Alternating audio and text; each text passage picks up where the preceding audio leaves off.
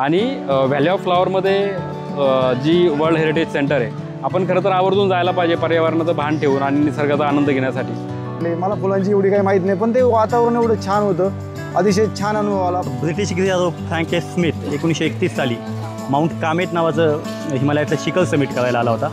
आणि शिखर समिट करून झाल्यानंतर उतरताना चुकून मुक्कामासाठी तो एका लक्ष्मणगंगा नदीच्या काठावर राहिला. आणि त्यावेळी तो सकाळी उठला, त्यावेळी त्याने सकाळी बघितलं होतं सप्टेंबर-ऑक्टोबरचा तो महिना असेल, आजूबाजूला असंख्य दुर्मिळ, असंख्य लँडस्केपिंग सुंदर असलेली हिमालयाची दुर्मिळ फुलं तिथे त्याला दिसली. दुपारचे जवळपास 1 वाजले आहे आणि मी तरी आता काही पुढे जाणार नाही, कारण आपण जर माझ्या पाठीमागे पाहिलं, आकाशामध्ये पाहिलं तर काय ढग जमा झालेले आहेत. कदाचित केव्हाही पाऊस येऊ शकतो. तर बरीचशी साम्य आपल्या सह्याद्रीच्या पठारांमध्ये आणि हिमालयातल्या या व्हॅलींमध्ये आहे, परंतु व्हेजिटेशन प्रत्येक ठिकाणी वेगवेगळं आहे. मेरे को लगता सर जैसे यूरोप में सर जो नेशनल पार्क होते हैं 10 साल या 15 साल के लिए क्लोज किया जाना चाहिए, क्योंकि सर अभी जैसे कोविड-19 में 2-3 साल पहले फ्लॉवर्स बंद रही, तो सब रिटर्न आ रहे सर, जो फ्लावर पहले नहीं दिखते थे.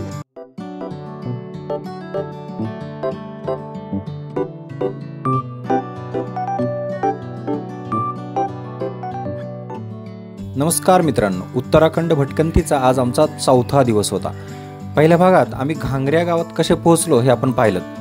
आज आमच्या भटकंतीचा 4था दिवस, रविवार दिनांक 24 ऑगस्ट 2025. सकाळी लवकर उठून आम्ही तयार झालो होतो. उत्कंठा होती व्हॅली ऑफ फ्लॉवरला हवामान चांगलं असेल ना याबद्दलची. आम्ही गुरुद्वारा सोडून बाहेर आलो तेव्हा सकाळचे 8 वाजले होते. रात्रभर पाऊस पडून गेला होता आणि सकाळी कोवळ्या सूर्यकिरणात हिमालयाचं सौंदर्य चांगलंच लक्षवेधी दिसत होतं. आम्ही गुरुद्वारातल्या लॉकरमध्ये आमचं सामान ठेवलं आणि बाहेर जाऊन एका हॉटेलमध्ये ब्रेकफास्ट करत असताना सोबत एखादा गाईड नेण्यावर आमच्या सर्वांचं एकमत झालं. आम्ही जिथे ब्रेकफास्ट करत होतो त्या हॉटेल मालकाने आम्हाला एक गाईड सुचवला, रजनीश चव्हाण. हा गाईड घेऊन आम्ही निघालो.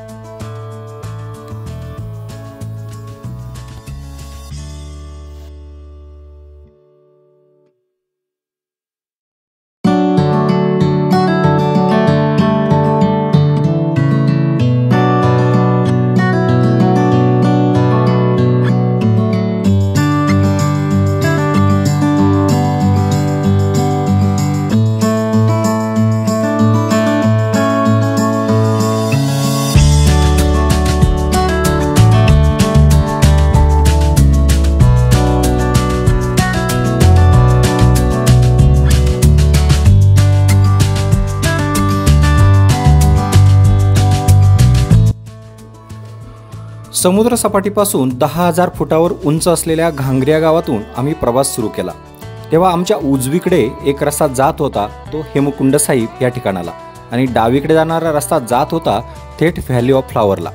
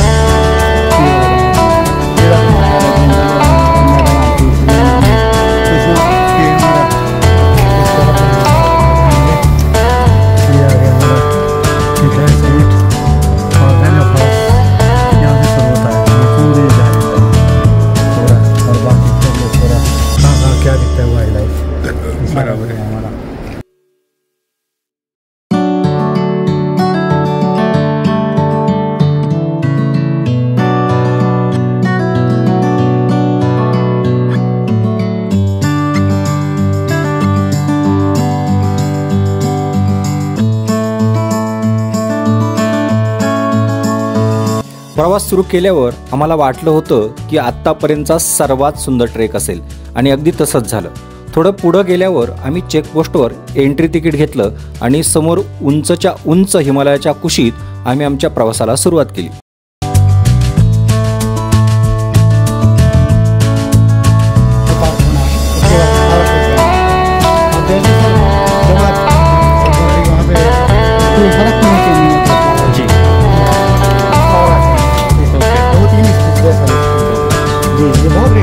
क्या नाम है सर?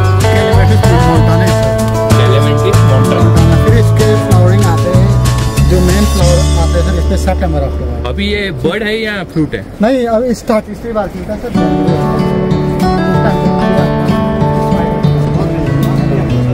ये देख सकते पिक्चर, ये हिमालयन है, वो ते आणि हे वेगळे आहे ना?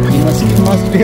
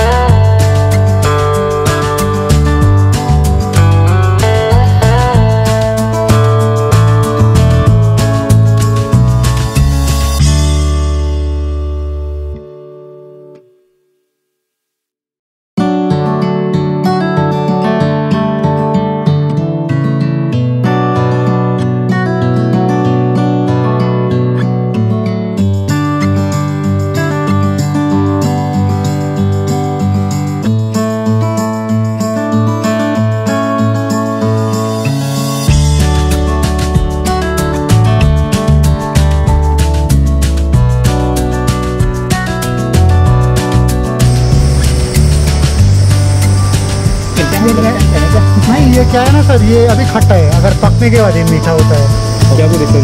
ये लगभग आप प्राइस जिसको पता है कि अभी खट्टा होगा आपको लेकिन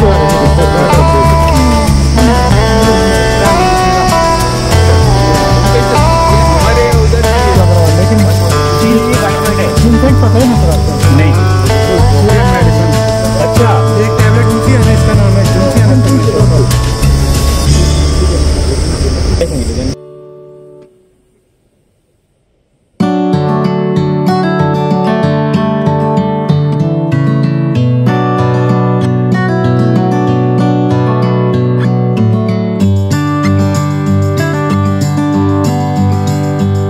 घांगऱ्याच्या पुढे जवळपास 1 किलोमीटरपर्यंत रस्ता तर सपाट होता, मात्र त्यानंतर हळूहळू अंगावर येणारा घाट सुरू झाला.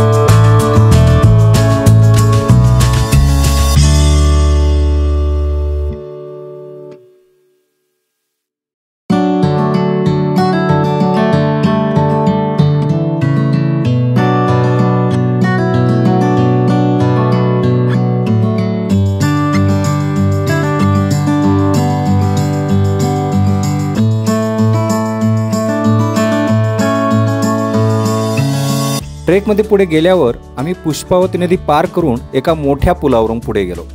पुष्पावती नदीवर पूल पार केला की मग पुढचे 2 ते 3 किलोमीटर थेट जागेवरची चढण होती. इथे मात्र आमची चांगलीच दमछाक झाली. शेवटी उंच माथ्यावर गेल्यावर आम्हाला संपूर्ण व्हॅलीचा नजारा पाहायला मिळाला. दोन्ही बाजूने उंचच्या उंच हिमालयाच्या रांगा आणि मधून जाणारी पुष्पावती नदी, तिला दोन्ही बाजूनी जोडणारे आणि खळाळणारे थंडगार पाण्याचे छोटे मोठे ओढे. याच ओढ्यावर उभारलेले तात्पुरते पत्र्याचे पूल पार करून पुढे पुढे आमचा प्रवास सुरू होता. जसजसे आम्ही व्हॅलीच्या मध्यभागी पोहोचलो तसा विविध फुलांचा नजारा आमच्या डोळ्यांना सुखद अनुभव देत होता.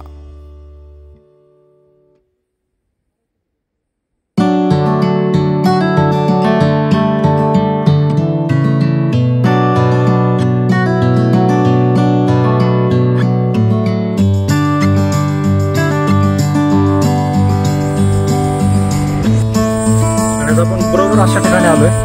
माझ्या पाठीमागं या ठिकाणी आपण पाहू शकतो जी काय व्हॅली दिसते तीच ती व्हॅली आहे, व्हॅली ऑफ द फ्लॉवर. लांबून फुलं आपल्याला दिसणार नाहीत, जवळ गेल्यावरती हा सगळा नजारा आपण पाहणार आहोत.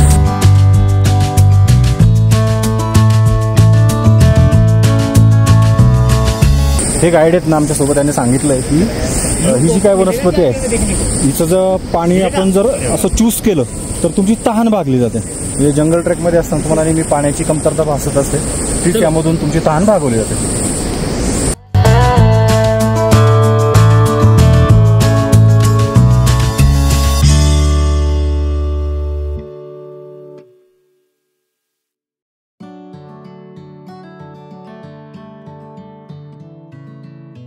व्हॅलीमध्ये पोहोचल्यावर प्रत्येकजण आपापल्या मोबाईलमध्ये हा सगळा नजारा टिपण्यात दंग होता. अशात मी ग्रुप सोडून भटकलो तिथे 5 किलोमीटर दूर असलेल्या पुष्पावती नदीच्या खोऱ्यात. दुपारचे 1 वाजले होते आणि आभाळ भरून आले होते. शेवटी कोणीच नसल्याने मी पुन्हा माघारी फिरलो. दुपारचे जवळपास 1 वाजले आहे आणि मी तरी आता काही पुढे जाणार नाही, कारण आपण जर माझ्या पाठीमागं पाहिलं, आकाशामध्ये पाहिलं तर काय ढग जमा झालेले आहेत आणि कदाचित केव्हाही पाऊस येऊ शकतो. आणि रस्त्याने येताना जे वेगवेगळे पूल पाहिले आपण, तर त्या पुलावरून येताना थोडं रिस्की होतं. बर्फाचं पाणी सगळं वाहत आहे, त्याच्यामुळे मी तरी आता पुढे जाण्याची काही रिस्क घेणार नाही. पाठीमागं इकडं या बाजूने मी आलेलो आहे आणि इकडं सुद्धा आता बऱ्यापैकी बर्फ आणि तिथं आकाशामध्ये ढग जमा व्हायला लागलेत, त्यामुळे पुढे जाणं थोडं रिस्कीच राहणार आहे. आणि पुष्पावती रिव्हर बेड म्हणजे पुष्पावती रिव्हरच्या नदीच्या या शेवटच्या स्पॉटपर्यंत मी आलेलो आहे. पुढे काय जाणार नाही, पुन्हा माघारी जाणार आहे, कारण पुन्हा माघारी जायला मला किमान 2-2.5 तास लागणार आहे. सोबतचे जे मित्र आहेत ते सुद्धा मला कदाचित मध्ये मिळतील किंवा ते पुढे गेलेत मला माहीत नाही, कारण रस्ते थोडे चकवा देणार आहेत. मी आता पुन्हा माघारी जाणार.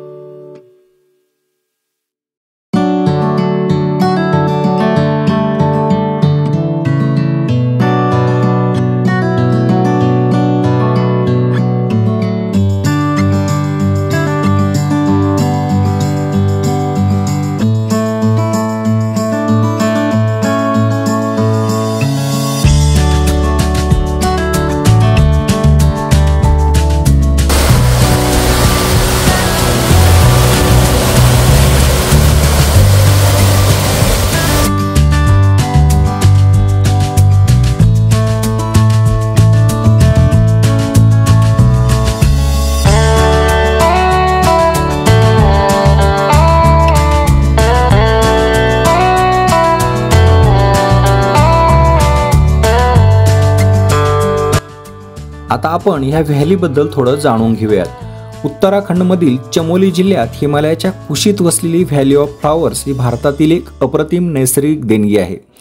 हिमालयातील दुर्गम पर्वतरांगांमध्ये वसलेली ही दरी आपल्या रंगीबेरंगी फुलांच्या गालिशासाठी जगभर प्रसिद्ध आहे. युनेस्कोने 1982 साली या दरीला जागतिक वारसा स्थळ म्हणून मान्यता दिली आहे.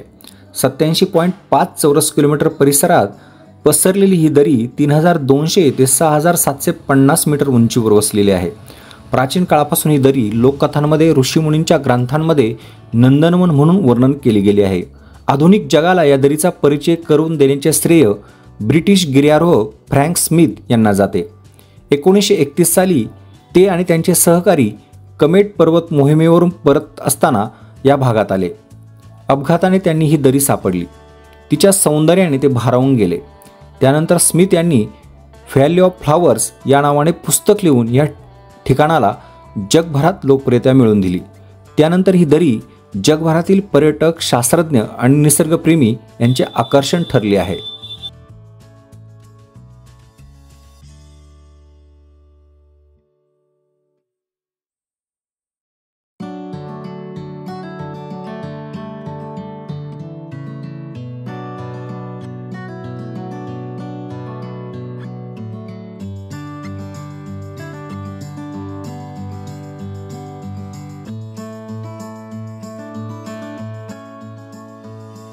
खरं तर आपण हिमालयामध्ये आहोत आणि हिमालय आपण पुस्तकात वाचलेला असतो, चित्रामध्ये बघितलेला असतो किंवा केदारनाथ, बद्रीनाथ या तीर्थक्षेत्रांच्या निमित्ताने तो थोडाफार माहीत असतो. पण प्रत्यक्ष अनुभवणे आणि वाचणे, ऐकणे याच्यामध्ये खूप मोठा फरक आहे. खरं तर सह्याद्री आणि हिमालय हे दोन्हीही पर्वत हे भारतासाठी किंवा भारतवर्षासाठी, भारतीय भूखंडासाठी तितकेच महत्त्वाचे आहेत. कारण आपला जो मान्सून आहे किंवा आपलं जे हवामान आहे हे खरं तर या दोन पर्वतरांगांनी सीमित केलेलं आहे आणि त्यामुळंच इतका वैभवशाली आणि इतका सर्व सौंदर्याने संपन्न असणारा हा भारत देश आपण पाहतो आहोत. सह्याद्रीमध्ये बरीच भटकंती झाली.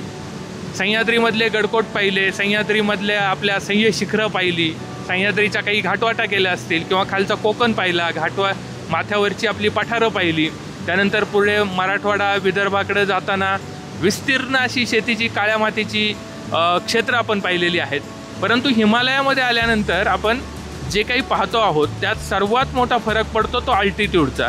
म्हणजे आपण समुद्र सपाटीपासून बऱ्याच मोठ्या उंचीवर असतो आणि या उंचीवर असल्यामुळे एक वेगळं असं त्या ठिकाणचं व्हेजिटेशन आपल्याला पाहायला मिळतं. जसं रोडोडेंड्रॉनचं या ठिकाणी अतिशय पाईन, फर अशा वृक्षांची अतिशय संपन्न अशी जंगलं आहेत आणि विशेष म्हणजे या सरकारने ती चांगली राखलेली आहेत. ज्या काही मोटरेबल रोड्स आहेत ते सोडले तर बाकीच्या ठिकाणी त्यांनी बऱ्यापैकी निसर्गाचं रक्षण करण्याचा प्रयत्न केलेला आहे. इथंच आपण जर समोर पाहू शकत असेल तर एक छोटासा ब्रिज त्यांनी, जो पूर्वीपासून या ठिकाणी वापरात आहे, तर असा ब्रिज या ठिकाणी बांधलेला आहे जेणेकरून निसर्गातील साधनसंपत्तीचा अतिशय संपन्न वापर. म्हणजे आपण कोकणातल्या नद्या पाहिलेल्या असतात. कोकणातल्या नद्या काही अंतरावर गेल्यानंतर सपाट होतात आणि त्या ठिकाणी पाणी बऱ्यापैकी कमी वेगाने वाहतं. परंतु हिमालयामध्ये मात्र प्रचंड वेगाने वाहणारं पाणी आणि त्यामुळं जमिनीची होणारी प्रचंड धूप, कोसळणारे हिमालयातले कडे हे या भूभागाचं मुख्य वैशिष्ट्य सांगता येतं. आणि त्यामुळं अतिशय अस्थिर असा भूप्रदेश हा आहे. कारण सह्याद्रीची तुलना करता हा अगदीच वेगळा भूभाग आहे. कारण हा तरुण पर्वत मानला जातो. कारण तेथीस नावाचा समुद्र जो होता तर तिथं दोन भूखंड एकत्र आले आणि त्यांनी जी टक्कर होऊन जी ऊर्जा तयार झाली तो सागरतळ वरती आला आणि त्यापासून हा पर्वत तयार झाला असं भूगर्भशास्त्रज्ञांचं म्हणणं आहे. आणि खरोखर बऱ्याच ठिकाणी आपण जर याच्यात उजव्या हाताला जर पाहिलं तर असं डोंगर किंवा दगड, माती असं एकत्रित मिश्रणाने हा दगड तयार झाल्यासारखा वाटतो. जसं की आपल्याकडं सह्याद्रीमधला दगड हा एकसंग आणि अतिशय टणक असा आहे. त्या तुलनेने हा कमी वयाचा असल्यामुळं हा अतिशय ठिसूळ आणि वेगवेगळ्या पॅचेसमध्ये बनलेला आहे. त्यामुळे इथं रस्ते तयार करणं हेही मोठं चॅलेंज आहे. या ठिकाणी इन्फ्रास्ट्रक्चरची उभारणी करणं हेही मोठं चॅलेंज आहे आणि सरकार ते सक्षमपणे करतं आहे. त्याचबरोबर आम्ही हा जो ट्रेक केला हा खरं तर फुलना नावाचं एक छोटंसं गाव खाली आहे. गोविंद घाटापासून सुरुवात करून आम्ही फुलना या गावामध्ये आलो. नंतर तिथून हा जवळजवळ 12 ते 14 किलोमीटरचा अगदी सह्याद्रीच्या हिमालयाच्या कुशीतून आपण पुढे जात जात जात जात त्या ठिकाणी ही पुष्पावती नदीच्या किनाऱ्याने आम्ही घांगरिया नावाच्या गावामध्ये गेलो आणि तिथून एक वर्ल्ड हेरिटेज साईट असणारं जे व्हॅली ऑफ फ्लॉवर्स या नावाने ओळखलं जातं. खरं तर अतिशय चांगल्या पद्धतीने मेंटेन केलेलं आहे. कारण हिमालय हा अतिशय वेगाने बदलणारा पर्वत आहे. त्यामुळे जी साधनसंपत्ती आहे, जे काही कीटक असतील, पक्षी असतील, जी वन्य संपदा असेल किंवा ही छोटी छोटी हंगामी झुडपं असतील, तर यांचं सौंदर्य जपणं हे या ठिकाणी अतिशय महत्त्वाचं आहे. आणि त्याचा विचार करूनच हे नॅशनल पार्क म्हणून डिक्लेअर केलेलं आहे आणि त्यामुळे अतिशय काटेकोरपणे त्यांनी ते पाळलेलं आहे. आणि आम्ही काल ज्यावेळेस त्या व्हॅलीमध्ये फिरत होतो तर बरीचशी साम्य आपल्या सह्याद्रीच्या पठारांमध्ये आणि हिमालयातल्या या व्हॅलींमध्ये आहे, परंतु व्हेजिटेशन प्रत्येक ठिकाणी वेगवेगळं आहे. वेगवेगळ्या प्रकारची फुलं त्या ठिकाणी येतात. खरं तर फुलांचं मानवाला असणारं आकर्षण हे खूप पूर्वीपासूनचं आहे, पण ती फुलं हा त्या निसर्गाचा एक छोटासा भाग आहे. किंवा कुठल्याही सपुष्प वनस्पतीला फूल येणं ही त्याच्या जीवनक्रमाचा भाग आहे. आपण त्याचं बी कधी पाहत नाही, आपण त्याचं पानात जर्मिनेशन कसं होतं हे कधी पाहत नाही. किंवा प्रत्येक ठिकाणी एक इकोसिस्टीम असते, म्हणजे एक मोठं झाड असेल तर त्याच्या तळाशी एक छोटं झाड असतं, त्याच्या तळाशी काही गवताचे प्रकार असतात. तर ही पूर्णच्या पूर्ण इकोसिस्टीम अतिशय संपन्नपणे या ठिकाणी जपलेली आहे, जी की आपल्याकडं सह्याद्रीमध्येही जपण्याचा प्रयत्न होतो आहे. आणि या दोन्हीही ठिकाणचं जर कंपॅरिझन आपण केलं तर दोन्ही ठिकाणचा अनुभव हा प्रचंड वेगवेगळा आहे. इथं आपल्याला हवामानाशी जास्त 2 हात करावे लागतात, कारण कधी हवामान बदलेल आणि कधी पाऊस येईल, कधी हवामान बदलेल आणि कधी बर्फवृष्टी होईल हे सांगता येत नाही. खरं तर आपण हिमालयाच्या ह्या अतिशय पहिल्या टप्प्यात आहोत, ज्याला शिवालिक हिल्स असं म्हणतात, आणि त्यानंतर लेसर आणि ग्रेटर हिमालया. तर आम्ही ज्या भागामध्ये आहोत तर तो भाग हा बऱ्यापैकी आपल्या खालचा जो प्लॅटू आहे, म्हणजे उत्तर प्रदेशचा बाकीचा भाग ज्या ठिकाणी नद्या अजून संथ होतात आणि ही माती जाऊन साचते त्याचा अगदी कनेक्टिंग भाग आहे. त्यामुळे असा फारसा फरक आपल्या व्हेजिटेशनमध्ये जरी जाणवत नसला तसं जसं आपण अल्टिट्यूडला वरती जातो तसं व्हेजिटेशनमध्ये बऱ्यापैकी फरक पडतो. धन्यवाद.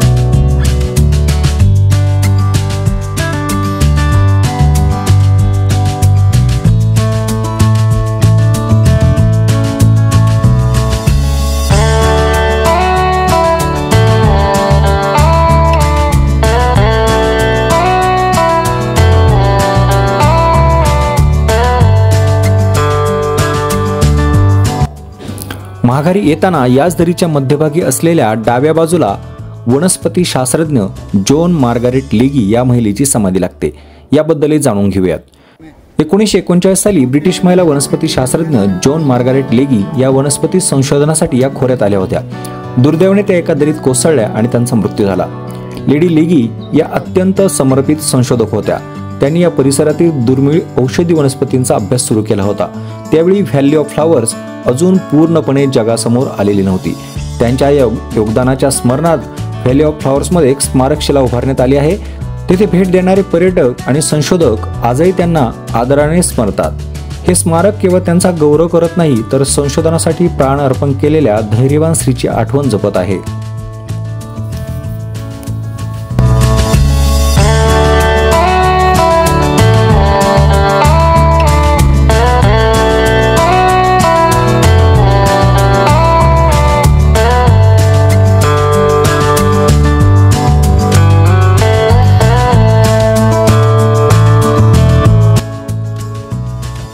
व्हॅली ऑफ फ्लॉवर्सबद्दल सांगतो. वर्ल्ड हेरिटेज साईट युनेस्कोने जागतिक वारसा स्थळ म्हणून दर्जा दिलेला ही साईट आहे. अनेक दुर्मिळ प्रकारचे ऑर्किड्स असो, वाईल्ड फ्लॉवर्स असो, हिमालयाच्या दरींमध्ये ते सापडतात. खूप सुंदर स्टोरी आहे. खरं तर या व्हॅलीचा शोध कसा लावला, या जागतिक वारसा हक्क स्थळाचा शोध कसा लागला याची खूप सुंदर स्टोरी आहे. ब्रिटिश गिर्यारोहक फ्रँक ए. स्मिथ 1931 साली माउंट कामेट नावाचं हिमालयातलं शिखर समिट करायला आला होता. आणि शिखर समिट करून झाल्यानंतर उतरताना चुकून मुक्कामासाठी तो एका लक्ष्मणगंगा नदीच्या काठावर राहिला. आणि ज्यावेळी तो सकाळी उठला त्यावेळी त्याने सकाळी बघितलं होतं सप्टेंबर-ऑक्टोबरचा तो महिना असेल. आजूबाजूला असंख्य दुर्मिळ, असंख्य लँडस्केपिंगचं सुंदर असलेली हिमालयाची दुर्मिळ फुलं तिथे त्याला दिसली. तो अतिशय भारावून गेला. त्यानंतर फ्रँक ए. स्मिथ इकडे आला आणि त्यानंतर 2 वर्षांनी तो परत ब्रिटनमधून परत आला आणि त्यांनी त्याचा अभ्यास केला. आणि त्यांनी लिहिलेल्या व्हॅली ऑफ फ्लॉवर्स पुस्तकामुळे खरं तर जगाला या व्हॅलीची ओळख झालेली आहे. प्रचंड सुंदर सुंदर फुलं उगलतात. दुसरं सगळ्यात महत्त्वाचं याच्याच दृष्टीने अजून एक सुंदर कथा ह्या व्हॅली ऑफ फ्लॉवर्सच्या अनुषंगाने गुंतलेली आहे. 1939 साली रॉयल एस्थेटिक बॉटनी ऑफ गार्डनचे संचालिका असेल किंवा त्यांनी त्यावेळेस पाठवलेली मार्गारेट लेगी नावाची बॉटनिस्ट अभ्यासक ज्यावेळी व्हॅली ऑफ फ्लॉवर्समध्ये आली होती त्यावेळी काही फुलांचे नमुने गोळा करताना व्हॅलीत पाय घसरून तिचा मृत्यू झाला. आणि आपण काल बघितलं असेल तिच्या समाधीपर्यंत तुम्ही गेले होते. त्यावेळी तिचा मृत्यू झाला. 2 वर्षांनी तिची मेरी नावाची बहीण आली आणि तिने तिच्या स्मरणार्थ तिची समाधी तिथे बांधलेली आहे. आपण जी काल समाधी बघितली. तर हे सांगण्याचं उद्दिष्ट असं की त्या समाधीभोवती खूप सुंदर वळ लिहिलेली आहे. तर मार्गारेट लेगीच्या समाधीवर जे वाक्य लिहिलेली किंवा तिने जे जीवनाचं सार्थक वर्णन करण्यासाठी जे ओळी लिहिलेले आहेत त्याची दृष्टी जहाँ के हिमालय के शिखरों पर जाएगी, जहाँ से हिमालय से मुझे शक्ति आती है, वहाँ पर मेरी दृष्टी जाएगी और वो सदा ही रहती रहेगी.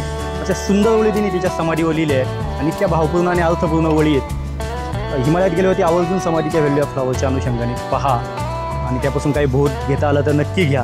खरं तर कित्येक अभ्यासकांनी वर्णन केलेली व्हॅली ऑफ फ्लॉवर्सचे आपण ज्या अनुषंगाने ती व्हॅली बघितली तर ग्लोबल वॉर्मिंग म्हणा किंवा आपल्या माणसांनी केलेल्या पर्यावरणाच्या दुष्परिणामांमुळे म्हणा व्हॅली ऑफ फ्लॉवर्स जेवढं 10-20 वर्षापूर्वी फ्लॉरिंग होत होतं त्याबद्दलचं कमी झाले. त्याची अनेक कारणं आहेत.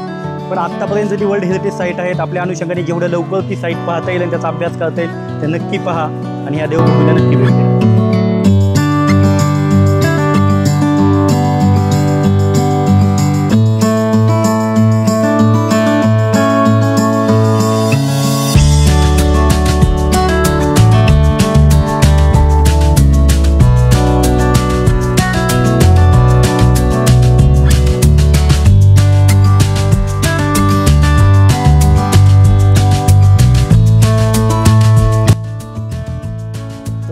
माझं नाव विजय पांडुरंग तट्टू, राहणार खोडद, महाराष्ट्राचा आहे. तर आम्ही प्लॅनिंग केलं, एक 5 जण मित्र आम्ही सगळे. त्यांनी प्लॅनिंग केलं की व्हॅली ऑफ फ्लॉवर्स. मी नाव ऐकून होतो, मला कुठल्याही प्रकारचं त्याबद्दल काही माहीत नाही. मला आवड आहे ट्रेकिंगची, फिरायची वगैरे आवड आहे. भरपूर असे काही किल्ले केलेले आहेत. आणि मी आता नुकतंच मे महिन्यामध्ये बेसिक माउंटेनिंग कोर्स केलेला आहे जवाहर इन्स्टिट्यूट ऑफ माउंटेनिअरिंग आपला पहलगाममध्ये केलेला आहे तो. त्यानंतरचा हा माझा पहिलाच ट्रेकचा अनुभव. सांगायचं झालं तर आम्ही येताना नारेंगावरनं नाशिकला गाडी लावली आणि तिथून आम्ही हरिद्वार ट्रेनने आलो. हरिद्वारवरून आम्ही एक प्रायव्हेट गाडी करून आम्ही गोविंद घाटमध्ये त्यांनी सोडली. पण त्यामध्ये जाताना असं होतं की रस्त्यामध्ये भरपूर खचलेले होते रस्ते. जातोय का नाही तिथपर्यंत आमच्या मनामध्ये म्हणजे धाकधुकी होती. आम्ही काही ठिकाणी उतरून ड्रायव्हर म्हटले बाबा इथं अडचणी येऊ शकते, आम्हाला वाटलं हे होतोय का नाही ट्रेक. पण असं करीत आम्ही थोडंसं पायी चाललो 1-1.5 किलोमीटर. त्यानंतर गाडी त्या कवरिंगमध्ये गेलो आम्ही. तो कवरिंग केली आणि गोविंद घाटमध्ये फायनली पोहोचलो आम्ही. गोविंद घाटनंतर एक 4 किलोमीटर पुन्हा एकदा एक वेगळी वाट तयार होते. ते गाडी जात नाही तर एक पूल क्रॉस करून आपण जातो याच्यामध्ये सुमो गाड्या गेलेल्या आहेत त्यांनी. तर ते फुलना नावाचं गाव आहे. त्या फुलना गावामध्ये ती सोडते. असं का खूप थंडी म्हणजे गार 4 डुबक्या मारल्या सर आणि अतिशय म्हणजे उत्साह असा तयार झाला ना, पूर्ण बॉडी रिलीफ झाली. त्यानंतर आम्ही गुरुद्वारामध्ये गेलो, दर्शन घेतलं गुरु गोविंद सिंगांच्या गुरुद्वारामध्ये. त्याच्यानंतर तिथं 5-10 मिनटं आम्ही साधना केली. साधनेनंतर आम्ही गुरुद्वारामध्ये आपला प्रसाद घेतला आणि प्रसाद घेऊन आम्ही परतीचा प्रवास कारण पुन्हा चालू करायचा होता. रिटर्न परत आम्हाला 4 वाजेपर्यंत गोविंद घाटामध्ये पोहोचायचं होतं. मग आम्ही तिथून 10:30 10:15 10:30च्या दरम्यान आम्ही तिथून निघलो. 12 वाजेपर्यंत घांगऱ्या गावामध्ये आलो आणि 12पासून पुन्हा गुरुद्वारातून आमचं मटेरियल घेऊन आम्ही पुन्हा परतीचा प्रवास चालू केला. पण तो प्रवास एवढा असा होता की पूर्ण ढाळ होता, पूर्ण गुडघ्यांची, पूर्ण काय सांगायचं तुम्हाला आता ते म्हणजे एक्सप्लेन करू शकत नाही. पण ते वातावरण, ते नेचरने एवढं मन प्रफुल्ल झालं की म्हणजे माझा याच्यानंतरचा पहिला ट्रेक होता की एवढा हाय अल्टिट्यूडमध्ये किमान 55 किलोमीटर झाला असेल 2 दिवसामध्ये. आणि याच्या आधी मी हा एवढा मोठा ट्रेक कुठला केलेला नव्हता. आणि त्या जे ट्रेनिंग घेतलं त्याचा मला फायदा झाला त्या गोष्टीचा. कारण ते ट्रेनिंग हार्ड कोरमध्ये होतं. त्या कोरमधून तो एक बेनिफिट झाला आणि छान असा सुंदर ट्रेक आमचा त्या ठिकाणी संपन्न झाला. खूप धमाल, खूप मस्ती, खूप आनंद एन्जॉय केला.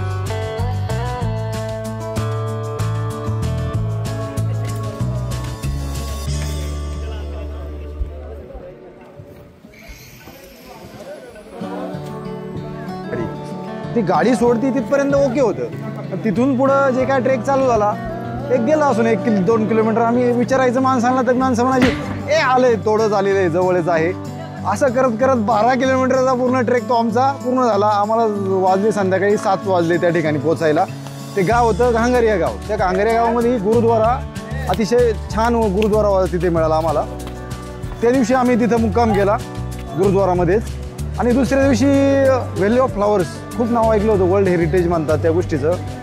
आणि गेलो आम्ही व्हॅली ऑफ फ्लॉवर्सला. खूप फुलांचे वगैरे छान छान फोटो काढले. मला फुलांची एवढी काही माहीत नाही, पण ते वातावरण एवढं छान होतं, अतिशय छान अनुभव आला. पूर्ण तो त्या दिवसाचा झाला 16 किलोमीटरचा ट्रेक. पूर्ण हाय अल्टिट्यूड म्हणतात त्याला.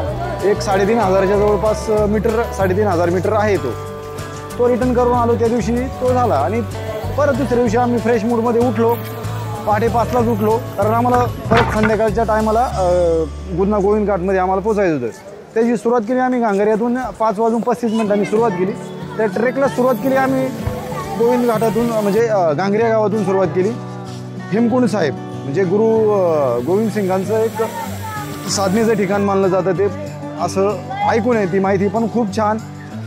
कमीत कमी 6.5 ते 7 किलोमीटरचा ट्रेक आहे तो. म्हणजे ते सांगतात 5-5.5 तास लागतात, पण आमचं घाई अशी होती की आम्हाला पुन्हा पूर्ण करून ते रिटर्न आम्हाला खाली यायचं होतं. सुभाष कुचिक, मी आणि राजेश सर म्हणून 3 आम्ही वरती गेलो.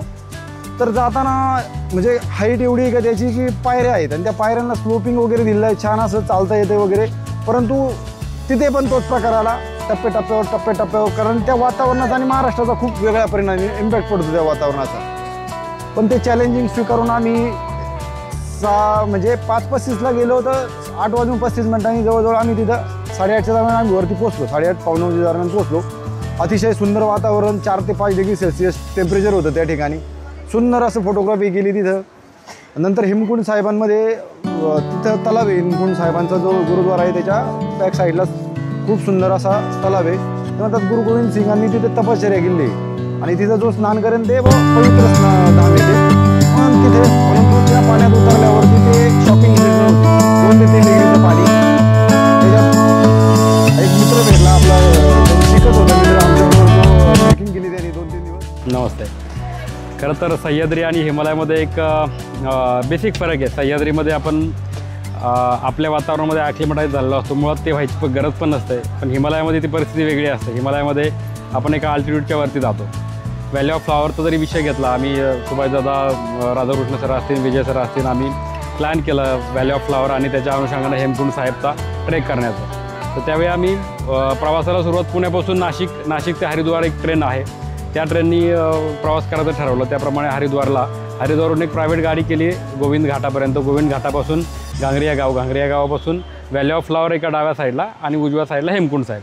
साधारण 3,500 ते 3,500 मीटरवरचा हा प्रवास, म्हणजे अगदी आपण समुद्र सपाटीपासून इतक्यावरती.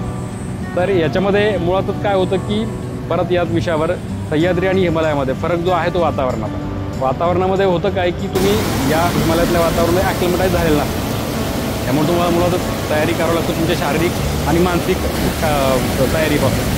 तर हे करताना आमचं प्रिपरेशन मुळात सह्याद्रीमध्ये ट्रेक करण्याचं असल्यामुळं त्याला वेगळी खूपशी तयारी करण्याची गरज पडली नाही, पण वातावरणाशी मिळतं जुळतं करून घेण्यासाठी काही आमची तयारी गरजेची आहेत नक्कीच.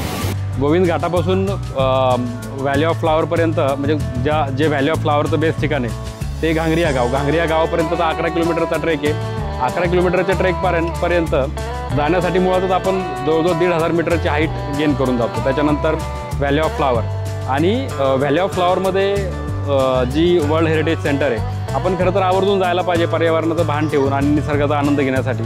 ब्रह्मकमळसारखा असू देत किंवा ब्ल्यू पॉपिया असू देत, अशी प्रचंड सुंदर फुलं आपल्याला या ठिकाणी पाहायला मिळतात. तर मी तर ट्रेकर म्हणून जर विचार कराल तर प्रत्येकाने अशा प्रकारचे ट्रेक, म्हणजे सह्याद्री असू देत किंवा हिमालय असू देत, आपापल्या परीने दोघांची बलस्थानं वेगवेगळी आहेत, दोन्हीचा आनंदाची ठिकाणं वेगवेगळी आहेत. पण आपण पर्यावरणाचं आणि एकंदरीत आपल्या जी ट्रेकिंगची जी आपली आवड आहे ती जपण्यासाठी अशा ठिकाणी नक्कीच भेट द्यायला हवी, अशा ठिकाणी ट्रेकिंग ॲक्टिव्हिटी करायला हवी.